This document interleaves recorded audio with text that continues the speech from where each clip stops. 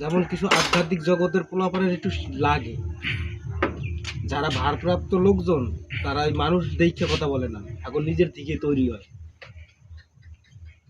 আর কিছু কিছু ভারপ্রাপ্ত যারা আছে তারা তো তাদের অনুষ্ঠান জাগ্রত করে এবং দেখায়, আর 5টা এলাকার অনুষ্ঠান কিভাবে করতে হয় সেই মন মানুষটা নিয়ে তৈরি করার চেষ্টা নিতে হয়।